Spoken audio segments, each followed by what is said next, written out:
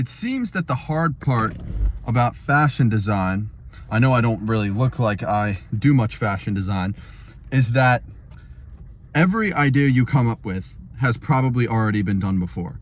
I spent like an hour just taking a walk. Anything that came to my mind, I write it down as a brainstorm session.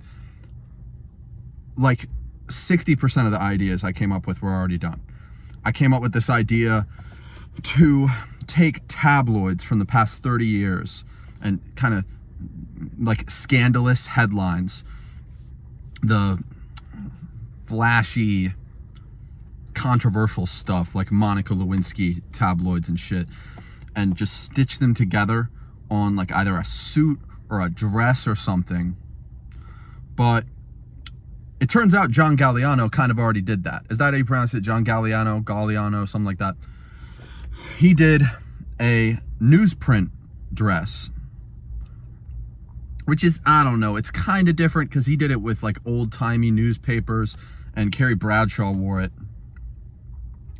And I don't know, it's a little too similar to me. And then I came up with this idea like how people used to wear ripped jeans, and they still do. I came up with the idea of wearing a ripped shirt for like in the summer. That's already been done. I came up with an idea of creating a fashion line that is inspired by botany as a science, but I mean, so many fashion lines have been derived from plants, all kind of flora. So that's been done. I mean, the list goes on. Everything's been fucking done. So you have to get creative. I came up with a few ideas that are pretty original, I think. One of them is a good rulers line. And what that essentially is doing a lot of research on good rulers, basically. I mean, it's self-explanatory. People who led countries, who did it in a really effective way, and who are incredibly, like, actually good people. Because that's just kind of cool. Like, you're leading a country, you rule a country, you have all this power, and so few leaders seem to use it in a way that's both effective and benevolent. So, and then the second idea I have is an underground music line. And what I mean by that is, let me go back to the good rulers line. I'm not finished talking about that. So for the good rulers line, it's kind of like I do research on these good rulers, and I learn about their lifestyle and the contributions they made to society. And instead of taking inspiration from what they wore, I take inspiration from what they did and what they believed in, what their values were. And I try to translate that into clothing somehow. It would have to be a very artistic thing. And I would have to use I would have to get creative. Like Marcus Aurelius was a Stoic. And he kind of rejected the idea of absolute power. I actually don't know much about Marcus Aurelius, but how do I translate those beliefs into fashion? I don't know. I'll have to figure it out. And then the other problem is, how do you make sense of what rulers in society were good? Because you have a guy like Marcus Aurelius who was incredibly diplomatic. He was very peaceful. I swear to God, I don't know much about Marcus Aurelius, but he's known to be this incredible ruler. Yet he still killed people. He still persecuted people who stood against him. That's not great. That's not great.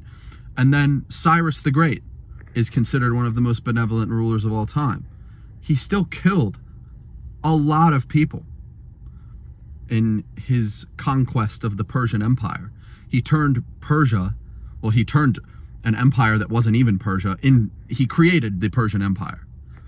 He had to kill a lot of fucking people to do that. Now, he was progressive for the time. Like, I guess you kind of have to look at it in terms of how benevolent they were for the time period. Because when Cyrus was around, there were other rulers that were raping women, that were committing genocide, that were killing anyone who stepped in their way. So compared to those rulers, a guy like Cyrus the Great was an incredible human being.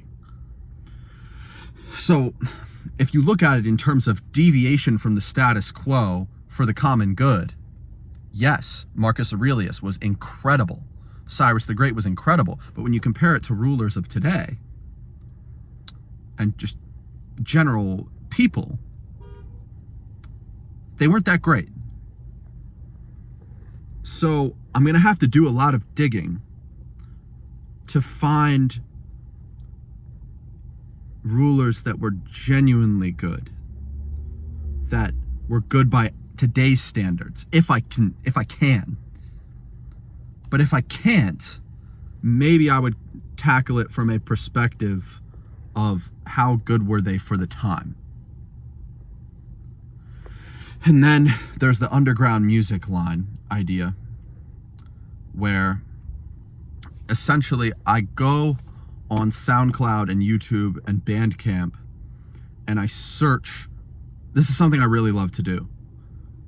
I go on underground music platforms that I just described, that I just named, and I search for the best music that I can find. There's people out there, there's artists out there who are making incredible music and nobody knows about them. So many. You would be shocked. And so let me just shout out a couple people. There's this artist called Self Discovery. She has like under 1,000 monthly listeners. She makes some of the best music I've ever heard in my life. I talked to her. Like we're kind of dogs. Not really. I haven't talked to her in a while because it was like 2024, I think, 2023. But she's that chick, yo. And she's that chick, yo. What the fuck am I saying? And then there's another artist called Newport Motel. And then there's my friend Dreamworld Tony. I met a lot of underground artists when I was in the underground music scene myself. I made a lot of friends who make incredible music. There's XO Rains, who doesn't even make music anymore. There's Sakura Doves. Oh my God, there's so many. You don't even know any of these people. And they're people I met when I was making music because they also made dope music. I just met them on the internet. So I could dive really deep on that. And then I just try to translate that. I try to translate their music, the textures and the synths and the instruments, translate them into fashion. Just see if I can do that. I don't know exactly if I'd be able to do that. But if I could, what would it turn out like? It could be incredibly innovative. It could look like dog shit, who knows? But I think these are my two main